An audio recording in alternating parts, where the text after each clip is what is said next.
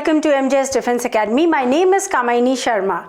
और अभी तक हम लोगों ने पढ़ा था नाउन के क्वेश्चंस भी किए थे। PYQ से हमने देखा था कि नाउन के क्वेश्चन किस तरह के आते हैं और उसी PYQ में हमने कुछ और भी देखा था कि नाउन के साथ साथ उसमें प्रोनाउंस पूछे जाते हैं। व्हाई? क्योंकि प्रोनाउन का तो नाम ही होता है प्रोनाउन। प्रो का मतलब होता है सपोर्ट करना, तो जो नाउन को सपोर्ट कर ले जाए, उसके साथ में खड़ा हो, वो हो प्रोनाउन। और इसीलिए दो ही पार्ट ऑफ स्पीच है जो इंटरचेंजेबल है, यानी इसकी जगह ये काम आएगा, इसकी जगह ये काम आएगा। इंटरचेंज यानी आपस में अदला बदली कर सकते हैं, वो होता है नाउन और प्रोनाउन। और अगर आप कर रहे हैं किसी भी कंपटीशन की तैयारी, वन डे कंपटीशन जिसमें इंग्लिश एक सब्जेक्ट आता है, आपका एक पार्ट होता है, एग्जाम का हिस्सा होता है, तो ये वीडियो आपके लिए बहुत ज़्यादा यूजफुल साबित हो सकता है। क्योंकि यहाँ पे हम लोग बिल्कुल बेसिक पार्ट ऑफ स्पीच से लेके और एडवांस लेवल तक जिस तरह के क्वेश्चंस हम लोग के पूछे जाते हैं किसी भी कंपटीशन में, खास तौर पे आपके डिफेंस के कंपटीशन या यूपीएससी के कंपटीशंस में, तो ये वीडियो आपके लिए बहुत काम आएगा।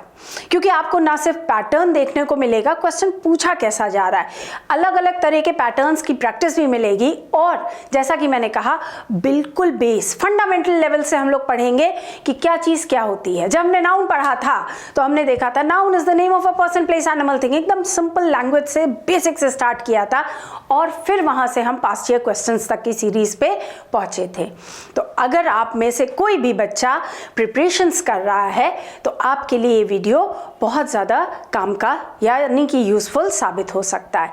एंड अगर ये वीडियो आपको अच्छा लगता है तो make sure to give us a thumbs up, don't forget to subscribe and hit that bell icon. So let's quickly start with our pronoun cases. Now pronoun, जैसे कि नाम से ही पता लग रहा है, प्रोनाउन यानी नाउन को जो सपोर्ट करे, नाउन की जो जगह पे काम आए, उसे हम कहते हैं अपने प्रोनाउंस।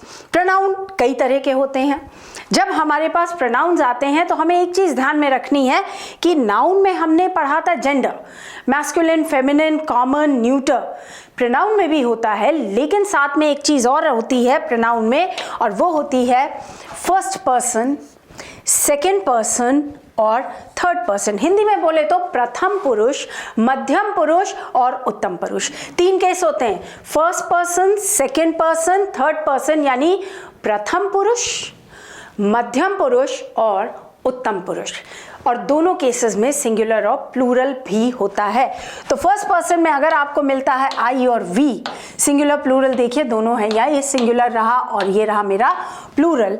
तो सेकंड पर्सन में मिलता है आपको यू और थर्ड पर्सन में आपको मिलता है ही, शी, इट। अब ही, शी, इट तीनों क्यों मिलते हैं? इसलिए क्योंकि ही होता है मैस्कुलिन के लिए, शी होता है फेमिनिन के लिए और इट होता है कॉमन अथवा न्यूटर। हाँ, कॉमन के लिए भी होता है। द बेबी इज क्राइंग तो इट इज क्राइंग, क्योंकि हमें नहीं पता कि बेबी का जेंडर क्या है। यहाँ तक कि एनिमल्स के केसेस के लिए भी हम इट का इस्तेमाल करते हैं। तो इट से ये मत समझिएगा ओहो ये तो नॉन लिविंग के लिए होता है। लिविंग के लिए भी इस्तेमाल किया जा सकता है जहाँ हमें जेंडर का पता नहीं होता है। तो ये होते हैं हमारे सब्जेक्टिव प्रोनाउन केसेस। साथ में आपको फटाफट यहाँ से क्विक रेफरेंस के लिए चीज़ें दिख जाएंगी, पूरी की पूरी डिटेल यहाँ पर है। प्रोनाउन एक ऐसा शब्द है, प्रोनाउन एक वर्ड होता है, एक ऐसा शब्द होता है जिसको हम यूज़ करते हैं किसकी जगह पे? नाउन के स्थान पर। Pronoun stand for pro plus noun which means that it refers to a noun, it supports a noun. Pro होता है किसी के सपोर्ट में। और सब एग्जाम्पल्स ऑफ नाउन देखिए यहाँ पे लिखे हैं, और इनमें से हर वर्ड के लिए, चाहे वो लिविंग हो चाहे नॉन लिविंग हो, पर्सन हो, प्लेस हो, एनिमल हो, थिंग हो, हर चीज़ के लिए एक प्रोनाउन हमारे पास होता है। तो हर हाल में when a pronoun is used in place of a noun, it must match the number, point of view and gender of the noun it is replacing. तो अगर हमने सिंगुलर नाउन लिखा है तो प्रोनाउन भी सिंगुलर मैच होना चाहिए, plural है तो प्लूरल मैच होना चाहिए, पर्सन है तो पर्सन के हिसाब से मैच होना चाहिए, थिंग है तो थिंग के हिसाब से, पॉइंट ऑफ व्यू या रेफरेंस होगा तो सब कुछ मैच करना चाहिए। यानी कि यहाँ नाउन कुछ लिखा है, प्रोनाउन कुछ। इक्वालिटी पे चलते हैं ये वाले केसेस। प्रोनाउंस हमारे पास क्या क्या होते हैं? तो हमारे जो पर्सनल प्रोनाउंस होते हैं, अभी जैसे मैंने लिखा, उसमें हमारे पास first person, second person, third person, I, we, you, he, she, it, they. जहाँ पे आई होता है हमारा सिंगुलर, वी होता है प्लूरल, यू सिंगुलर प्लूरल दोनों होता है, और ही, शी, इट होता है सिंगुलर, दे होता है हमारा प्लूरल केस। सब्जेक्टिव प्रोनाउन वो होते हैं जो सब्जेक्ट होते हैं सेंटेंस के। मैम हम कैसे पहचानेंगे? इसके लिए कोई चिंता करने की बात नहीं, बहुत क्विक रेफरेंस लेके हम लोग ये चीज़ चल सकते हैं। सिंपली एक चीज़ देखना, ठीक? बाकी तो पीडीएफ में बहुत कुछ लिखा रहता है, लेकिन आपको सिंपली एक चीज़ याद रखनी है कि बीच में आता है वर्ब। वर्ब के पूर्व, वर्ब के पहले जो आए होगा वो होगा सब्जेक्टिव प्रोनाउन। वर्ब के बाद में जो आएगा वो होगा ऑब्जेक्टिव प्रोनाउन। वर्ब के पहले सब्जेक्टिव प्रोनाउन, वर्ब के बाद ऑब्जेक्टिव प्रोनाउन। तो pronouns that act as subject, these are the versions used for the subjects of the verb. Subject of the verb का मतलब क्या होता है? वर्ब है, वर्ब के पूर्व आना चाहिए। ये रहा मेरा वर्ब, ये रहा उसके पहले। You are my best friend, you के पहले। अब ये जो वर्ब हो वो चाहे हेल्पिंग हो, चाहे आपके मेन हो, मोडाल हो, इससे फर्क नहीं पड़ता। अगर यहाँ पे हेल्पिंग लिखा है, हम ये भी लिख सकते हैं आई टीच इंग्लिश, तो आई क्या कर रहा है? टीच कर रहा है। ये रहा वर्ब, वर्ब के पहले आई है, वो है सब्जेक्टिव प्रोनाउन। अगर हमने यहाँ लिखा आई टीच यू, तो यू हो गया मेरा ऑब्जेक्ट, क्योंकि ये अपने वर्ब के बाद लिखा है, ठीक?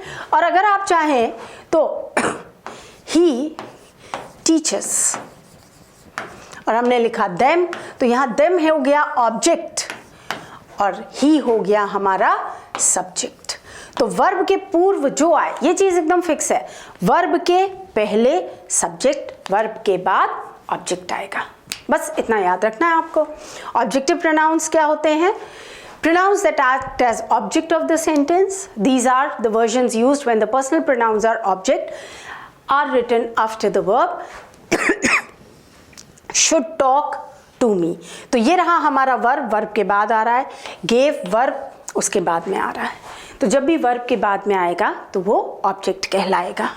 फिर आते हैं हमारे पास पोजेसिव प्रोनाउन।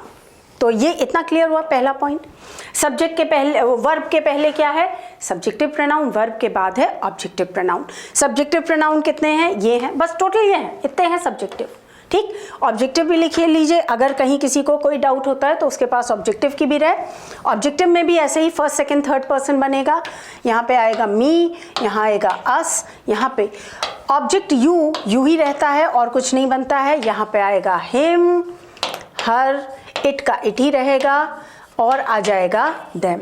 सिंगुलर प्लूरल एकदम क्लियर है। ये रहा मेरा सिंगुलर और ये रहा मेरा प्लूरल पार्ट। तो इतना अगर हमने ध्यान में रख लिया तो हमारे लिए चीज़ें आसान हो जाएंगी। देविया, तो ये है सब्जेक्टिव, ये है ऑब्जेक्टिव, और बीच में, इन दोनों के बीच में हमेशा क्या आना चाहिए? वर्ब आएगा। बस इससे हम डिसाइड करेंगे सब्जेक्टिव क्या है, ऑब्जेक्टिव क्या है। दोनों में आपको सिंगुलर प्लूरल दिख रहा है। अब एक पॉइंट पे आके बच्चे कंफ्यूज होते हैं, मैम यू का क्या करें? यू तो सब्जेक्ट भी है, यू तो ऑब्जेक्ट भी है, तो यू कंफ्यूजन नहीं है। यू सबसे सिंपल है, क्योंकि यू चाहे कहीं भी लिख लो, इधर लिखो तो भी बात सही, उधर लिखो तो भी सही। तुम्हारा क्वेश्चन यू से कभी नहीं आएगा। मोर ओवर यू के साथ सब्जेक्ट वर्ब अग्रीमेंट का भी क्वेश्चन जल्दी से नहीं बनता। रीजन बहुत सिंपल सा है, यू आर सिंगुलर प्लूरल दोनों में यू आर, जबकि यहाँ ऐसा नहीं, आई एम वी आर होता है, आई वॉज वी वर होता है। तो यहाँ तो हमें बहुत कुछ देखना है, इसमें कुछ नहीं देखना। तो आपको यू से परेशान होने की ज़रूरत नहीं है। क्वेश्चन अगर होंगे तो फर्स्ट या थर्ड पर्सन से पूछे जाने की उम्मीद कहीं ज़्यादा होती है। क्लियर? अब आते हैं हम लोग अपने नेक्स्ट पार्ट पे, जो कि अभी अभी हमने क्या देखा था भाई? Possessive pronoun. तो हमने नाउन के पोजेशन के लिए क्या किया था? रियाज बैग, राम्स बुक, यानी किसका है? का, की, के। तो नाउन में हम क्या यूज कर रहे थे? नाउन में हम यूज कर रहे थे का, की, के लिए, पोजेशन के लिए का, की और के। इसके लिए पोजेसिव था, उसमें हम अपॉस्ट्रोफी विद एन एस लगा रहे थे। ऐसे ही कर रहे थे कि नहीं? राम्स बुक, टेक रियाज बैग। अब रियाज बैग की जगह यहाँ पे हमने क्या लिखा? Take her bag. यानी पोजेसिव प्रोनाउन केसेस आपके अपॉस्ट्रोफी के साथ नहीं लग रहे हैं, अपॉस्ट्रोफी नहीं है, she is bag, he is bag, word ही बदल गया। तो अब इसी में हम लिखते हैं अपने पोजेसिव को भी।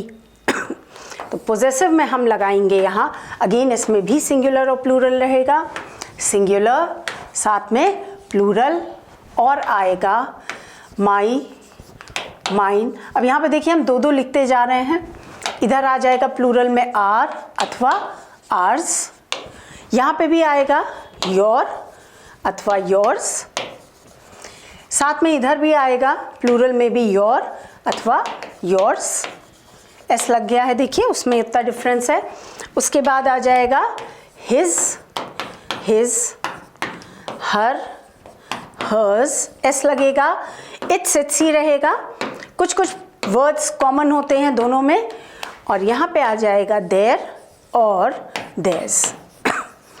अब एक चीज़ ध्यान रखिएगा कि वैसे तो ये माइन, योर्स, आर्स, योर्स, ठीक, ये वाले केसेस हैं हमारे प्रोनाउंस के, पोजेसिव प्रोनाउन के। इधर वाले कहलाते हैं पोजेसिव एडजेक्टिव, पर उससे परेशान होने की ज़रूरत अभी बिल्कुल भी नहीं है, क्योंकि जब क्वेश्चन आता है तो तुम्हें दोनों तरफ से चेक करना आना चाहिए। तो ये हो गया सिंगुलर, ये हो गया प्लूरल, और देखो सारे मैच कर रहे हैं कि नहीं कर रहे हैं। अगर आप टेबल अब एक जगह करेंगे तो ये देखो आपको अपने वर्ड्स कुछ, या टेबल आपको पर्सनल प्रोनाउन टेबल कुछ इस तरह से दिखाई दे जाएगी। ठीक, अब मैम हम ये कैसे डिसाइड करेंगे माई लगाना है क्या लगाना है, कि माइन कैसे लगाते हैं? एक क्विक ट्रिक लेके चलते हैं और आपके लिए चीज़ एकदम सॉर्टेड हो जाएगी। तो ट्रिक में हम क्या करेंगे, हम नंबर दे देंगे, ये है 1, या रादर ए बी लिखते हैं, चलो ये ए है, ये बी है, ये ए है, ये बी है, ये ए है, ये बी है, ये लाइन ए है, ये बी है, ये लाइन ए है, ये बी है, ये ए है, ये बी है, ये ए है, ये बी है। हो गया, सॉर्टेड हो गया। जैसे हम लोग मैथ्स में करते हैं A B A B A B A B, वैसे ही हमने यहाँ पे भी कर दिया ए और बी सब जगह। अब हमारा रूल बहुत सिंपल तरीके से चलेगा, हम करेंगे ए और उसके बगल में हम अपने नाउन को लिखते हैं, ए और हम उसके बगल में अपने नाउन को लिखते हैं। कोई भी नाउन हो सकता है, पर्सन, प्लेस, एनिमल, थिंग। तो ए में वहाँ पे था माई था, आर था, योर था, हिज था, हर था और इट्स था।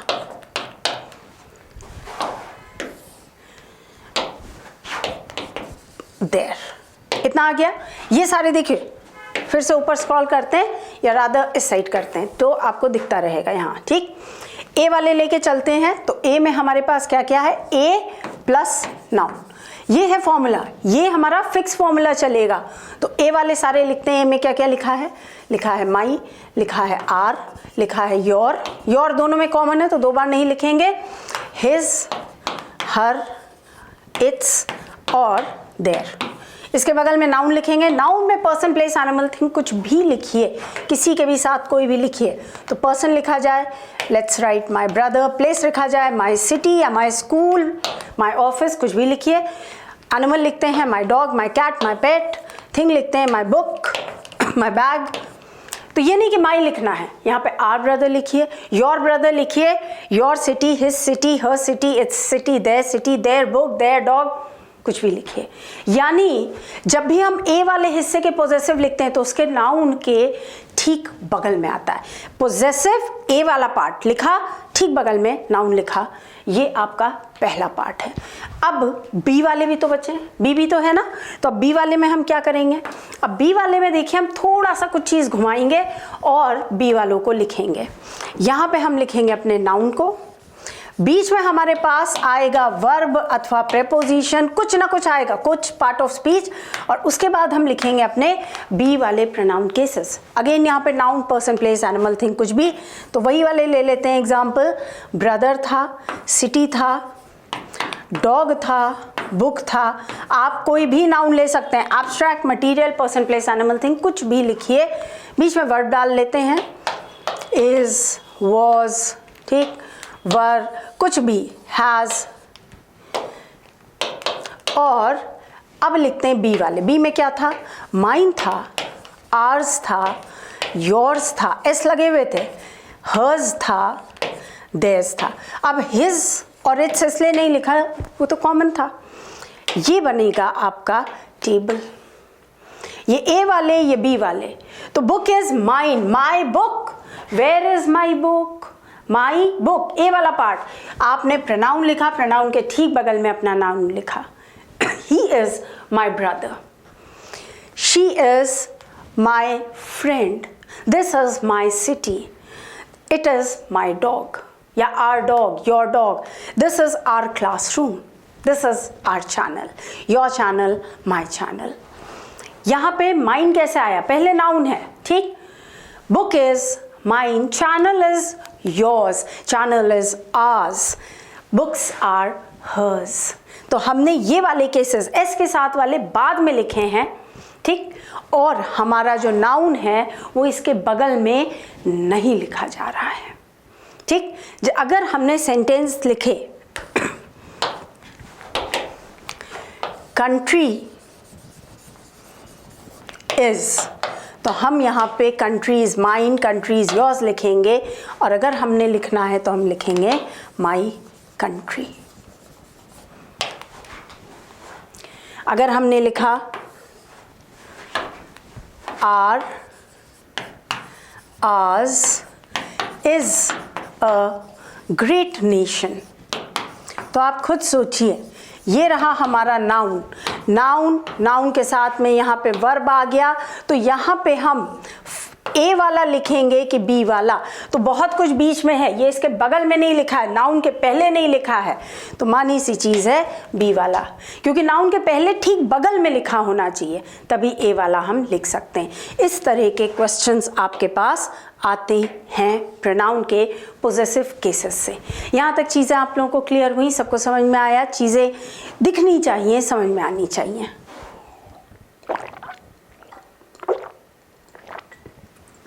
फटाफट कुछ क्वेश्चंस की ओर भी चलेंगे, ताकि ये पता लगे कि जितना हमने पढ़ा है कि हमें वाकई समझ में आ रहा है या नहीं आ रहा है।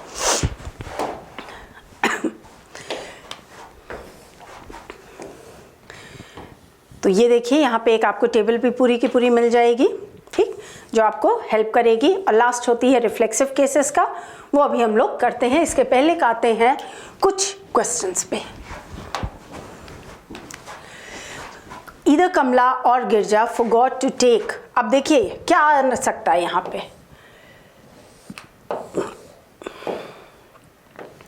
तो दोनों में से कोई एक बच्चे की बात हो रही है, कमला अथवा गिरजा, दो में से कोई एक, तो हम क्या लगाएंगे, हर या हर्स। अब देर तो नहीं हो सकता, देर और देम, ठीक, देम तो हो ही नहीं सकता, ऑब्जेक्टिव है। पोजेसिव चाहिए, दो में से किसी एक लड़की की बात हो रही, तो हम हर लगाएं कि हर्स लगाएं। हर होता है ए कैटेगरी, हर्स होता है बी कैटेगरी। ये रहा मेरा नाउन, नाउन के ठीक पहले अब बगल में ए लिखा जा सकता है, हेंस ये रहा मेरा आंसर। पॉइंट क्लियर हुआ। फिर आते हैं यू, ही एंड आई। चलो, ये तो होती है सीक्वेंस ऑफ प्रोनाउन, ये हम लोग बाद में करते हैं।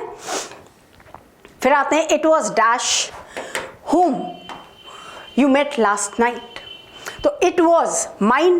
अब mine अगर हो जाएगा तो आगे फिर कुछ और कैसे हम लिखेंगे, who और whom कैसे आ सकता है। माई के बाद में नाउन चाहिए, ये नहीं हो सकता। इट वॉज मी, अब फंसता है हमारा इस पे और इस पे। तो अब यहाँ पे हमें ये ध्यान रखना है कि बीच में एक रिलेटिव प्रोनाउन भी आ रहा है। रिलेटिव प्रोनाउन आ रहा है, इसलिए हम सब्जेक्टिव केस लगाएंगे, इट वॉज आई। अभी रिलेटिव प्रोनाउन क्या है, इस पे अभी फिर आगे बात करेंगे। All dash glitters is not gold, इस पे आते हैं अभी। द जूरी अग्रीड, अग्री कर रहे हैं। हम लोग नाउन में पढ़ा था, अगर कलेक्टिव नाउन एक साथ है तो क्या होता है, सिंगुलर या प्लूरल। सब्जेक्ट वर्ब अग्रीमेंट में आप पढ़ेंगे वो होता है सिंगुलर, इसलिए its. Ruchi is the girl whose book. चलिए, कुछ केसेस ऐसे हैं जो साथ में आप करते जाते हैं, ठीक है, ताकि हम लोग को और डिटेलिंग अच्छे से आती जाए। तो फटाफट ज़रा अपने पोजेसिव और रिफ्लेक्सिव केसेस देख के और फिर आगे बढ़ा जाए, ठीक, ताकि कुछ चीज़ें बेसिक हमें क्लियर रहें।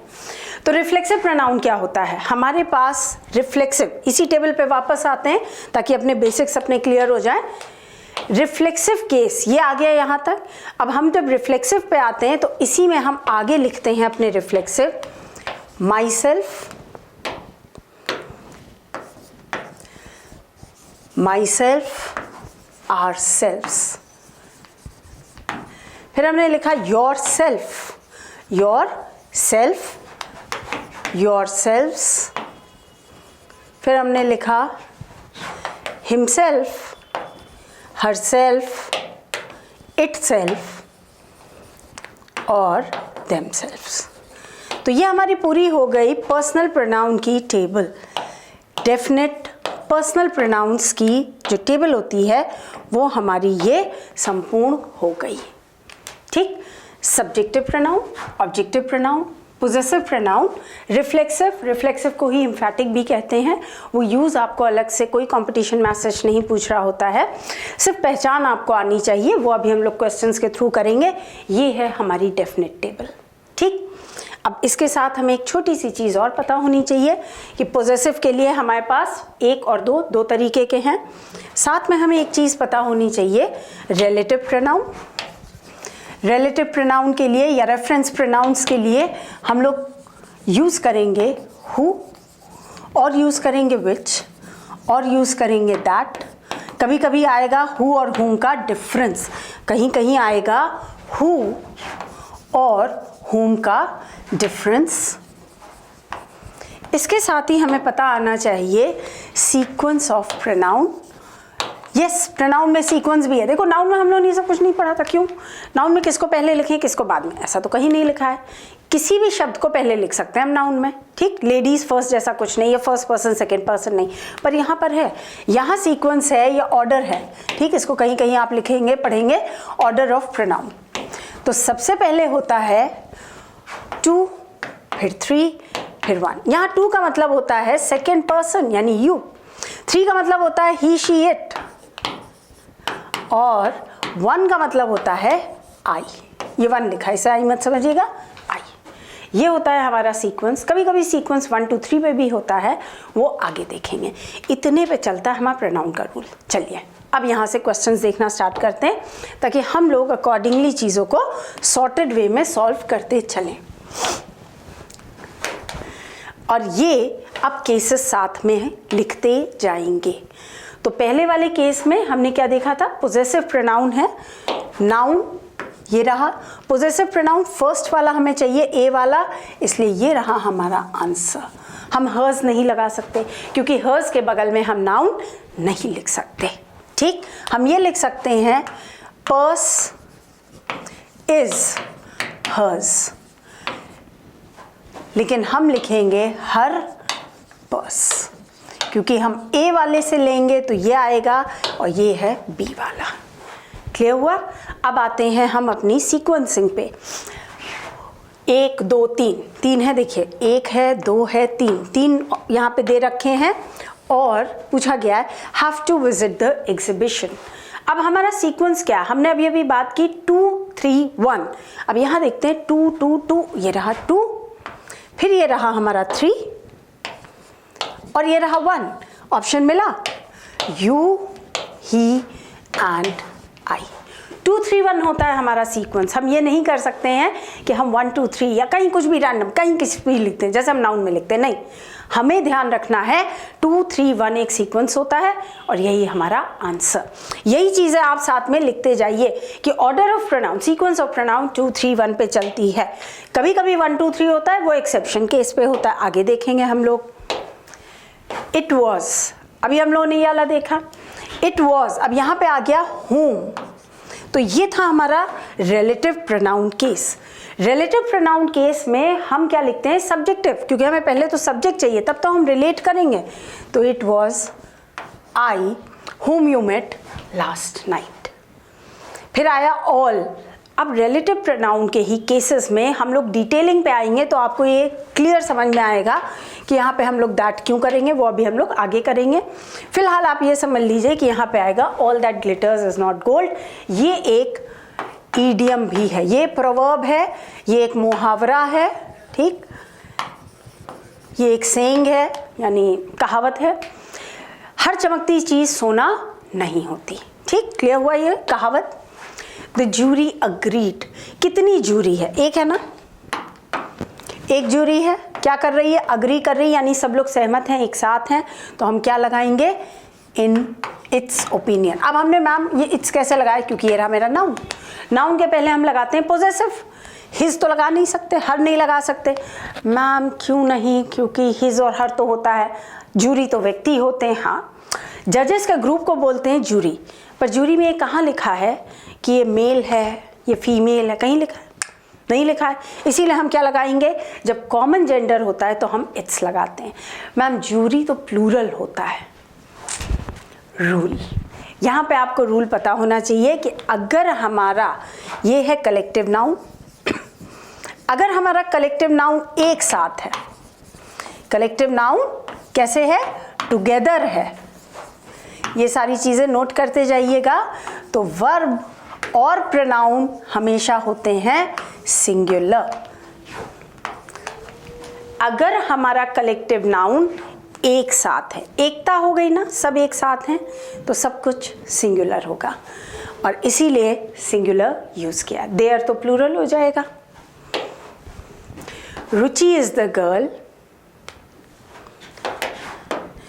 अब हम क्या लगाएं, हु इज रुचि, तो किसी ने पूछा नहीं कौन है, क्योंकि हु का मतलब होता है कौन। विच होता है कौन सा, तो कौन सी किताब रुचि ने ली ऐसा भी नहीं पूछा जा रहा। Which book did Ruchi take. Whom होता है किससे,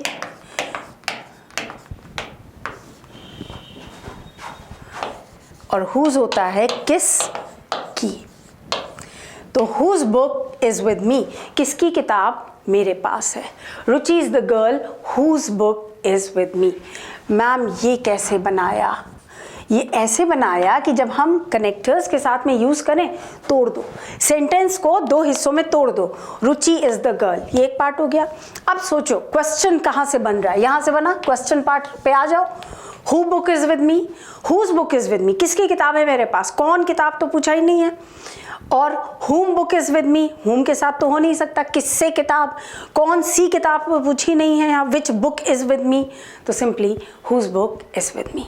आ गया आंसर हमारा। How long have you and Shilu known. अब यहाँ पे एक रूल और छोटा सा आ जाता है। रूल ये आता है कि हमारा जो ईच अदर होता है वो दो लोगों के लिए होता है। ईच अदर होता है हमारा 2 पर्सन के लिए, सिर्फ 2 लोग, और वन अनदर होता है हमारा 1 से अधिक लोगों के लिए। वन अनदर होता है मोर देन 2। अब मोर देन 2 में वो 3 हो, 4 हो, 5 हो, 6 हो, कितना भी हो, फिर वो इनफाइनाइट हो। तो 2 के लिए ईच अदर होता है, 1 और 2 ईच अदर। 2 से अधिक के लिए वन अनदर। अब यहाँ पे कितने हैं, 1 एंड 2 लोग हैं, तो हम क्या लगाएंगे, each other. We have 2 telephone operators.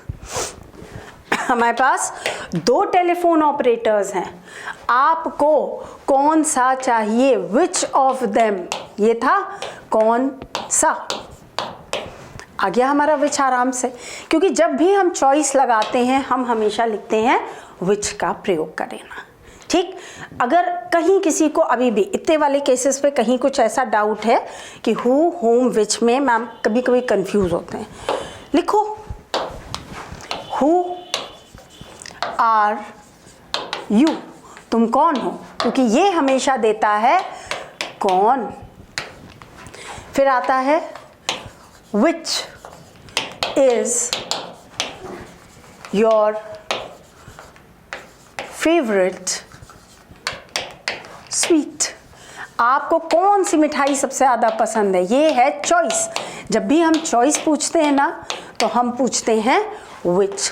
विच देता है हमें चॉइस, कई चीज़ों के बीच में कोई एक पिक करने की ज़रूरत जब होती है। फिर हम आते हैं whom did you meet, आप किससे मिले, कौन नहीं, किस से। और लास्ट है whose book is this। Class में टीचर पूछता है ये किसकी किताब है भाई, किसने यहाँ छोड़ी है, ये किसका जूता है, ये किसका शार्पनर है, ये किसका पेन है। स्कूल में हमेशा ये चीज़ें पूछी जाती हैं, तो ये लिख लीजिए, ये आगे भी काम आएगा, हर बार काम आएगा। ये होते हैं हमारे, कई बार यूज़ करते हैं, इनमें से कई शब्दों को हम एज ए रिलेटिव प्रोनाउन भी, क्वेश्चन भी बनाते हैं और रिलेटिव प्रोनाउन का भी रोल अदा करते हैं। ये लिख के और उसके बाद ये वाले केसेस सॉल्व करने की कोशिश करेंगे। The more you read this book, the more you will like। अब क्या होगा, बुक है तो बुक के लिए हम क्या यूज करेंगे, it।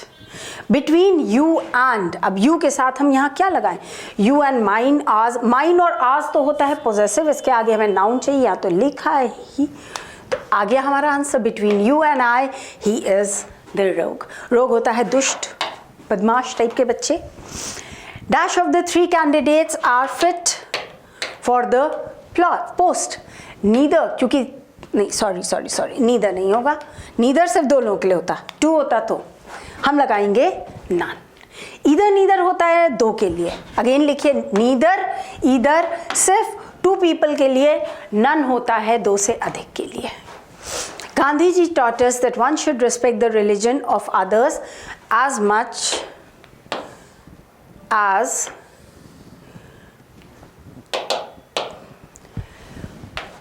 one's own। वन के साथ में ये वंस कहाँ से आया? अभी तो मैम आपने कहा था कि नाउन के साथ हम लोग अपॉस्ट्रफी का प्रयोग नहीं करते हैं, ठीक, कि प्रनाउन में अपॉस्ट्रफी नहीं है, फिर यहाँ कैसे? तो बेटा जो वन वर्ड लिखा है ये एग्जैक्ट प्रनाउन नहीं है। वन से हम एवरीवन, एनीवन, नो वन सारे बनाते हैं, समवन, तो एक कंपाउंड केस बना, इसलिए यहाँ वन का लिखेंगे वंस। मिला हमें अपना answer. Dash wins the civil war, there will be little rejoicing at the victory. Whoever, क्योंकि व्यक्ति के लिए हम हमेशा क्या लगाते हैं? who लगाते हैं, तो whoever आएगा।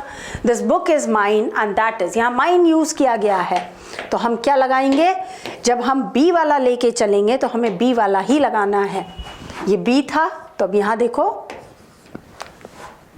मिल गया हमें अपना, that is yours।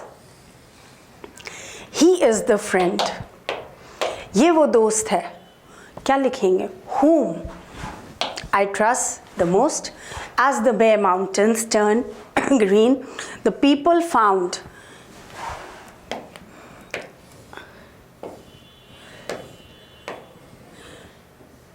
as the bare mountains turned green, the people found dash looking forward to spring. The people found themselves looking forward to spring. Dash can be no excuses this time, students. There. अब बच्चे अभी भी confuse करते हैं, ma'am ये there and there, ये they are है, इसको लिख लीजिए they are। ये there अगर लिखा है तो their brother, अभी हम लोगों ने किया था, ये तो a वाला पोजेसिव है, यहाँ तो वर्ब लिखा है, तो बचा क्या हमारे पास? देयर। यहाँ तक चीज़ें एकदम क्लियर हुई, समझ में आई? कमेंट सेक्शन में जाइएगा, बताइएगा कि ये इन 17 केसेस में से आप कितने कर पाए हैं। और नेक्स्ट वीडियो में हम लोग देखेंगे अपने PYQs को, हम लोग देखेंगे एरर डिटेक्शंस को, हम लोग देखेंगे कि ये वाली सीरीज़ में आप कितना कर पाए हैं। अगर हमें बेसिक क्लियर हो गया है तो हम अपने एडवांस केसेस को भी बहुत आराम से सॉल्व करते हुए चलेंगे। So see you all in the next video. Make sure that you go in the comment section and let me know कि तुम कितना करेक्ट कर पाए हो, चीज़ें क्लियर हुई कि नहीं, और टेबल बनाना मत भूलिएगा। सी यू ऑल, टेक केयर, जय हिंद।